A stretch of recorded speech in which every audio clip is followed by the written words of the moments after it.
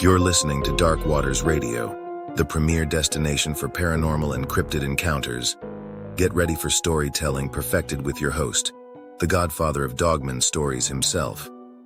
With over 300 interviews conducted around the world, 5 published books, and founder of dogmancams.com under his belt, Dark Waters has cemented his status as the authority on all things strange and frightening. From dogmen to ghosts, witches, and government conspiracies, he's heard it all. After taking a short hiatus, Dark Waters has returned in full swing to once again evolve the landscape of true story narration. His gripping accounts of supernatural run-ins will have you on the edge of your seat. So turn down the lights, settle in, and prepare to believe the unknown. The Godfather is back, and he's ready to introduce you to creatures, specters, and phenomena you've never heard of.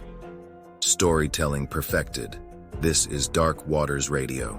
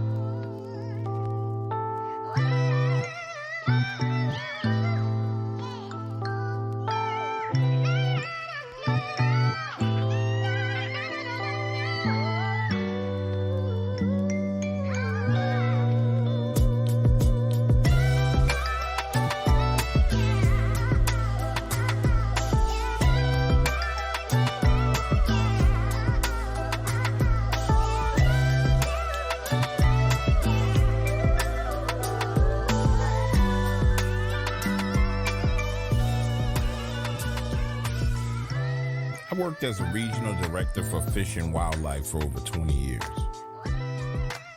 And I've seen everything there is to see in the woods. I've watched mountain lions chase down deer. I've seen wild boars fight. I've seen eagles swoop down and capture their prey.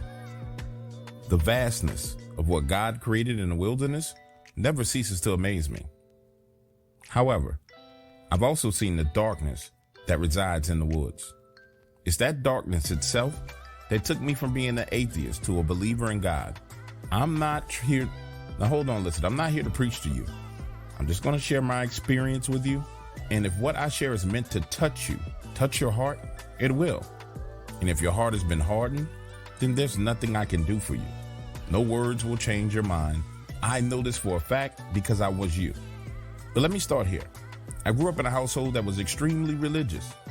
And I don't mean that in an insult, as many people do when they say it. My parents are Catholic. They went to mass religiously, so much so that it took a toll on my social life as a kid. When everyone else was having fun, my mother had us in mass. I went to Catholic school, where I attended even more mass. And by the time I got out of my parents' house, I didn't want anything to do with God or mass or church. Combine that with the fact that my family was Sicilian, and you know how fantastic Sicilian mothers are at laying on guilt trips. I was just over it all. And it was my attitude that drove a wedge in our family. Then, if that wasn't enough, add on the fact that my father was a man of few words, and he was quick to lay hands on you just to shut my mother up. When I tell you, in many ways, it was a show for me as a kid. Now, I want to be clear with you. I appreciate my parents, and I love them for what they did for me, my brothers, and our sisters. God knows where we will be without them. However, it was rough. But I know that it was that tough love that led to my success in life. And as I look around today and see the results of the parenting that's going on, you can tell people don't get that same love. Now, fast forward 25 years, I'm working for Fish and Wildlife in Charleston, West Virginia.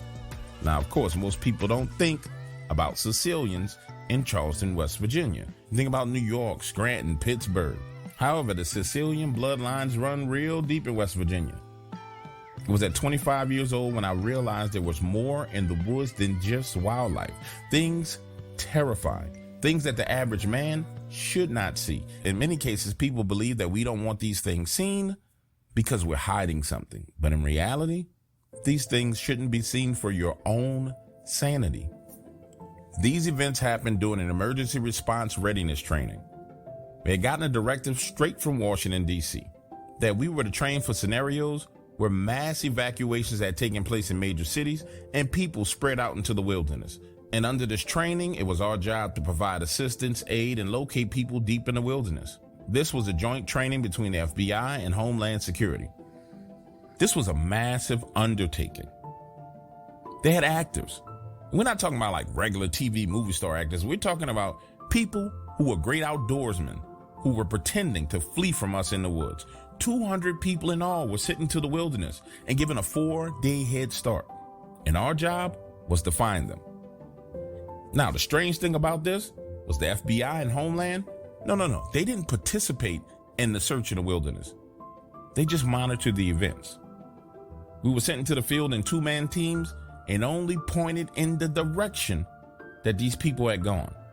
Imagine yourself walking into the wilderness of the Appalachians. Your job is to find humans. It's like finding a needle in a haystack. My partner was Henry Fisher. We called him Hank. He had been on a job for 18 years, considered to be an expert in the wilderness and tracking. Get this, the two of us traveled the entire day without any signs of a human being whatsoever, only moving on Hank's instinct. Him saying things like, listen, the terrain going northwest is way too rugged for a human. If I were them, I would head in this direction. And understand, it's all new to me, the whole gig. So I figured the best course of action was when you have someone who clearly knows what the hell they're talking about, you listen. So we're moving along, right? And eventually it's time to make camp. But Hank insists that we keep moving until we get close to the water. He goes on to explain to me that we didn't want to make camp until we found the water source. He says that way, if the people we are looking for are in that area, it's no doubt that they're going to come to us. We don't have to go looking for them. So we're going to make camp right where we know they need to be. So the two of us keep walking till damn near sundown, and we finally come upon a stream. I get excited and start to unpack, right? But he looks at me and says, man, are you crazy? What is wrong with you? We can't camp right here. Every animal for miles is going to be coming to this spot looking to get a drink of water when the sun goes down. So we move about 75 yards away from that stream and make camp. Now I'm thinking, listen, we're going to take out our tents, make a fire, climb in and go to sleep. We've been walking all freaking day and I'm exhausted. So we set up camp, make a fire, and I'm ready to go inside my tent and lay down. And he looks at me and says, what do you think you're doing? I said, well, Hank, I'm going to lay down. That's when he points up to the trees. And Hank says, we're sleeping up there, pointing to the tree limbs. Now pause right here. If you listen to the story, I need you to understand something. It is dark outside, and he wants me to climb a tree and sleep across some limbs in a tree at night. I'm looking at him saying, Hank, listen, if that was your plan, we could have climbed up the tree while we had a little bit of daylight. It's dark outside. I don't feel comfortable climbing up a tree and sleeping in a tree. Please explain to me why in the hell you want to sleep up there in a tree. That's when Hank closes the distance. He's about 3 feet away from me. He looks at me and says, listen, it's a lot to explain to you, but I'll put it to you like this. There's more out here in these woods than animals. And I know there's things that you haven't even considered. Now, if I was to try and explain to you why I think it's a great idea for us to sleep up in a tree, you wouldn't believe me. But I'll tell you what, you can sleep in that tent, I'm sleeping up in this tree. He says, I've seen signs of some things in these woods that I don't feel comfortable with us sleeping on the ground. So we're going to sleep up in those trees. I know it doesn't make sense, but I'm going to need you to trust me. We're going to climb up in this tree and we're going to go to sleep. And I need you to understand what Hank does next. He goes over to his backpack, pulls out 2 hammocks, climbs up the tree in the dark with nothing but his headlamp, ties off both of these things, climbs in and says he's going to sleep. I'm still standing on the ground. He's up there 20 feet in the air, suspended in a freaking hammock with knots that he tied in the dark. I'm with you. Don't make no sense whatsoever. I'm still on the ground. He's up there and he says, trust me, climb up this tree and it's the only way you're going to get some really good sleep. So reluctantly, I climb up into that tree, crawl into that hammock, and I'm saying to myself, this man is crazy. Next thing you know, he is out cold, knocked out, snoring, breathing hard. And me, I am there, suspended in the air, terrified, feeling like a freaking burrito. Didn't get an ounce of sleep. 1 o'clock in the morning rolls around, the campfire is starting to burn out, and I start to hear voices in the woods. And listen, I'm not talking about being delirious and tired and hallucinating. I hear voices. Like people are around us talking. Then I start to hear what sounds like someone or something touching on the tents below us. And it was right then and there in that moment that this sense of fear comes over me, unlike anything I've ever felt. This fear was heavy. And the best way I can explain it to you is if you've ever been swimming, right? You've been in the pool all day. When you climb up out of the pool and you start to walk, your body feels heavy because it's waterlogged. You know that feeling, that sensation of that heaviness that comes with water? That's what I was feeling. I lay there for the next 2 hours hearing voices and whispers coming from below us. And I can tell you the exact moment I started to really get tired. Because now I'm feeling sleepy and all the sounds are echoing in my ear, kind of like I'm listening through a can. And the next thing you know, I fall asleep. I awaken to the noise below me, and it's Hank. He's gathered firewood and he's starting another fire. Wake up, man. It's almost time for us to go. Now, I'm not sure if you ever took a nap in a hammock or you slept somewhere where you were suspended in midair. But when you first wake up, you don't really realize and recognize the fact that you are suspended in midair. And it took a second for it to register to my brain that I wasn't laying in the bed. Because as I start to roll and move in a direction, my brain says, wait, stop, hold up. You're 20 feet in the air. So now I'm working my body, moving it around, climbing out, untying the ropes, dropping one end, untie the ropes, drop the other end, and gently climbing down. By the time I get out of that tree, Hank has a fire going and he's starting to cook us something to eat. He asked me to go to the stream, get some water so he can boil it, and we'll have some coffee. Understand, I didn't sleep well the night before. My eyes are slightly swollen. I'm walking through the woods. And as I'm walking, I hear what sounds like something paralleling me. But I'm thinking to myself, okay, it's early in the morning. It's probably an animal. I get to the stream, grab some water, and I work my way back. Now we're sitting down. He's cooking. And I say, Hank, how did you sleep last night? He said, like a baby. I said, well, 1 o'clock, 2 o'clock in the morning, I started to hear voices. Like there was someone down below us moving around, even touching our tents. Did you hear that? He said, yes. But Hank, there's no people out here. I know. Well, what was it? That's when Hank stops everything that he was doing, looks me square in the eyes, and says, that's what I was warning you about. There's more in these woods than just animals. And he goes on to explain something to me that I never heard before. And I'm going to explain this thing to you. He goes on to explain to me that the woods, the wilderness, is a spiritual place. And Hank had the most unique perspective that I ever heard on it.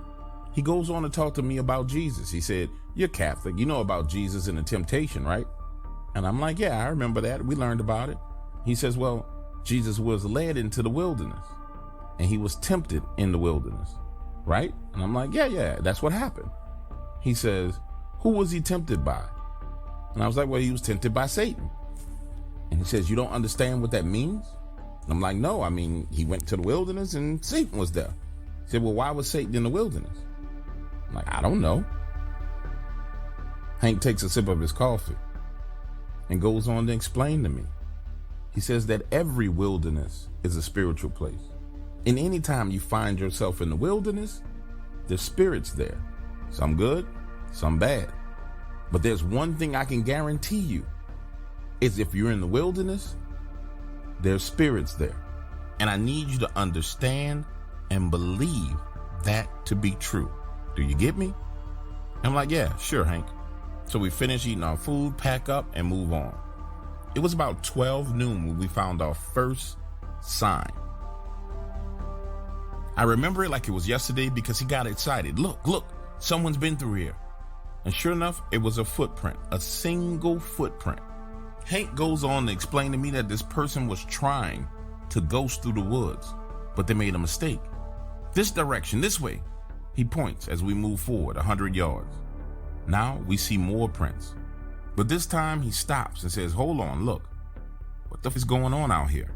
Hank explains to me that this person was running from left to right, panicked. He says, listen, this is a man. He's about 160 to 175 pounds. He pointed out to me where this person had been planting his feet in the ground and slid and pushed off hard, changing directions. And so now we're following this person's tracks, and sure enough, he's zigzagging.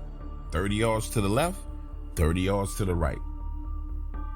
30 yards to the left, stop. Squat down. 30 yards to the right. Hank goes on to explain to me that based on these footprints, this person was running, they were scared, and they tried to hide. But he couldn't find any prints as to what or who was chasing this person. So we continue to follow these footprints, and they lead us straight to this person's campground. But he didn't stop in his camp. He ran straight through his camp and kept going. Listen, I don't know what to think about this situation. I know what my eyes are showing me. Everything that Hank is saying makes perfect sense, but my mind can't process what I'm seeing. Part of it is because I was new to tracking. The other part was it didn't make sense. There was nothing chasing this man. So now we follow the tracks through the camp, and we come up to this cliff, and there's this stream below. And you can tell that this man ran to this cliff, stopped, pivoted, turned around, turned back around, and then jumped off the cliff into the stream. Now, Hank and I are standing there at the edge of this cliff, looking down into the stream, trying to figure out exactly what the hell would make a human being jump 15 feet into a moving stream of water.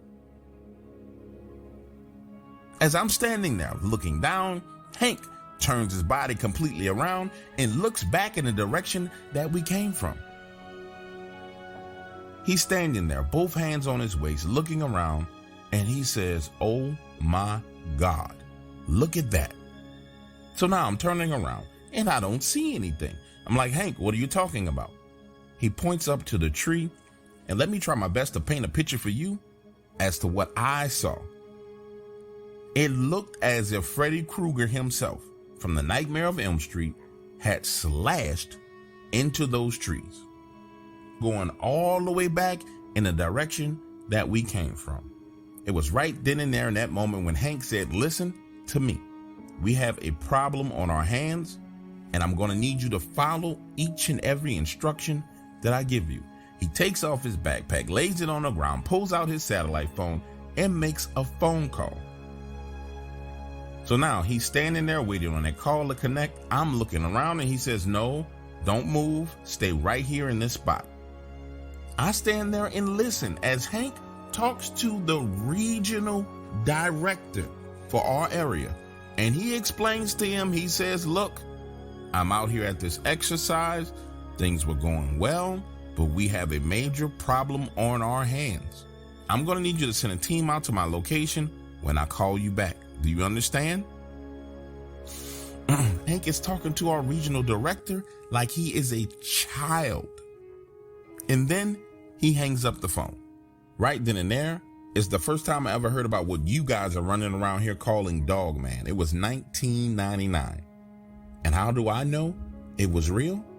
Not only did Hank tell me that it was real, not only did I see the claw marks in the trees, but he showed me how to find them. Imagine the scene. We're standing there on the edge of this small cliff, and he says, "We need to find this thing and see if this man is still alive." Hank went on to explain to me that the official name for this thing was Homo lupus. Right then and there, I get a crash course in everything Dogman. He tells me there's many types and species found in the Appalachians. Some live in the fog, some live in the trees, some live in the rocks. He goes on to explain to me that based on what he's looking at, this one comes from under the rocks. Hank is insisting to me that there must be an underwater cave somewhere along these streams. Then he picks up his backpack, puts it on his back, turns and starts to walk off. I said, Hank, listen, stop, slow down. You can't sit here and tell me that there's werewolves out here in the woods, and we found where one was within the past 24 hours, and we're just gonna keep on walking. Why are we gonna do that? But that's when Hank explains to me. He says, listen to me. We need to help this man. Listen, and truthfully, I understood what Hank was saying, but in my mind, I didn't have enough evidence. First of all, we didn't know if this guy was hurt or not. Second of all, there was no sign of blood, no nothing. Only thing there was these claw marks in the trees and these footprints that led to the edge of the cliff. For all we know, it could have been a bear clawing the trees. So now I'm telling Hank, I think we need to go back. He stops, turns, and looks at me and says, listen, you got two options. You can follow me and come along with me, or you can start working your way back on your own.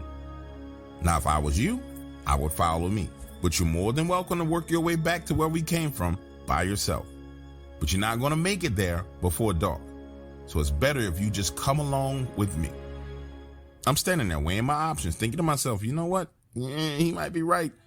I'm damn sure not finna try and go back to where we came from by myself and spend the night alone in these woods by myself after what we've already experienced. That's not gonna happen. So I decided to follow Hank. But little did I know it was about to get real. More real than I could ever explain to you.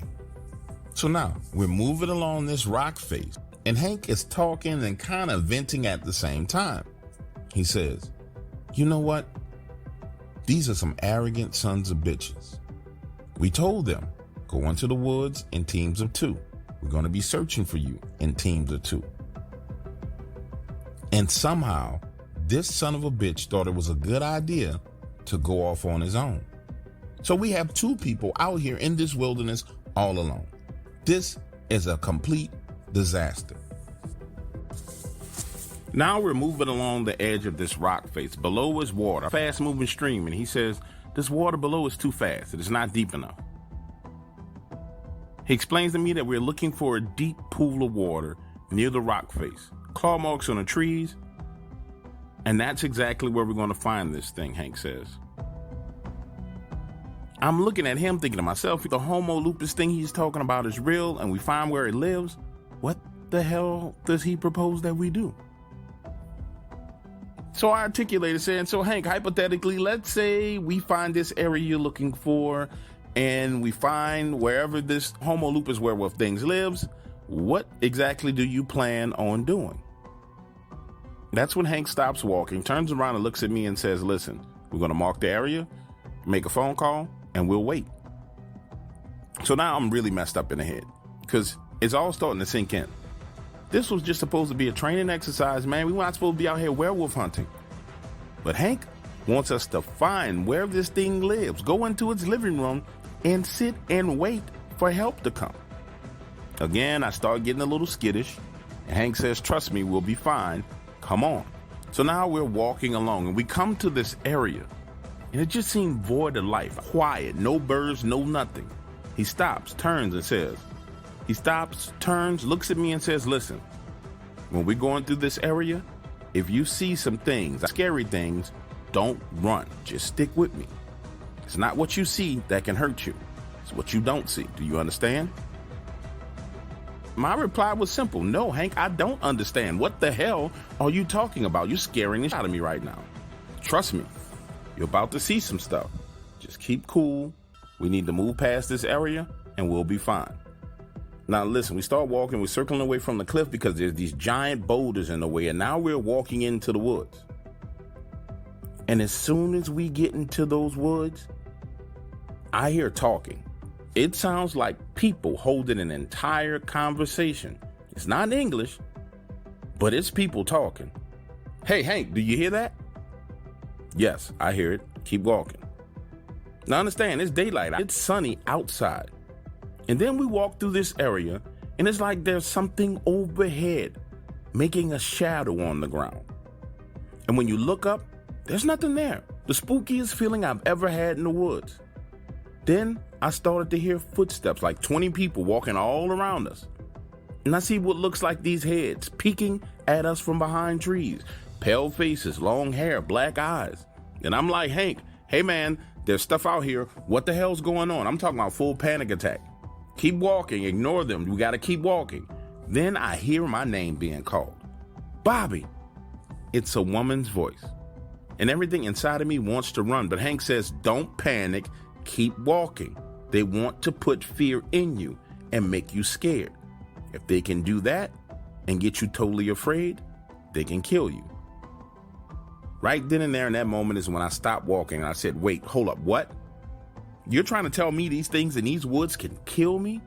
Now I find myself shaking in complete fear. My body is ice cold. My hands are shaking. I'm having trouble walking.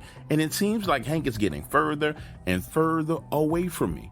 When I get a glimpse of one of those things up close, 10 feet away, it's a pale-faced person with black eyes is looking at me from the base of a tree, but his head is turned upside down like this thing crawled down the tree and is looking at me. The hair is hanging down, completely frozen in place, looking at it, and it starts to grow bigger and bigger, and now I'm screaming as loud as I can. That's when I see Hank running back towards me. Listen, remember I told you I found God in these woods? This is exactly how. Because Hank runs up to me, I'm screaming, and he says, I rebuke you wicked spirits by the power of the blood of Jesus Christ. Leave us alone. I command you in his name to be gone out of our sight. We're only passing through. And instantly, like that, my body warms up, my vision clears. He grabs me by my face and says, didn't I tell you to keep moving? That day, Hank schooled me as we walked through those woods, and he explained to me that there's a spiritual law called the law of territory, that there are certain lands that belong to spirits. And when we step foot on them, it's their land, their space, and they have rule in that space. So now we're moving again, and we get back to the water. This time we're working our way downhill, and in my mind, I'm looking at this water. I'm not sure if this spot that we're looking at is deep enough. But Hank instantly recognizes it and says, this is it. Look at those rocks over there, the claw marks. And holy, there they were, claw marks all over the rocks. In an excited tone, Hank says, this is it. Pulls out his satellite phone and makes another call. Boss, I made it to the location. I found the nest. Then he hung up the phone and says, now we wait. Takes off his backpack and sits down on the ground. Understand, wait on what? We found it. We pinged the location. Hank, you and I need to go. So now the two of us proceed to have this argument. Me explaining to him I didn't feel comfortable sitting right outside the front door or whatever this thing was, and him explaining to me that this was a part of the job.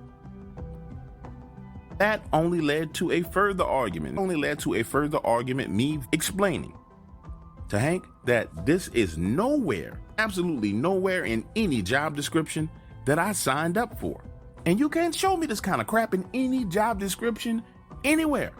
I am in a full-blown panic. Question after question. Hank, what if this thing finds out we're out here? And he's just sitting there calmly looking at me. And he says, what the f are you talking about? It already knows we're here. He says high grounds, hills, mountains, and water. Low grounds, fertile soil, marshland. He says these are the places where the spirits are sent to, the desolate places. You'll always find monsters in desolate places where the spirits are. Also, you'll always find spirits in desolate places where humans don't go, places long abandoned. He goes on explaining to me, most people believe that the desert itself, is the only desolate place. But the deep woods, abandoned buildings, all of those are desolate places.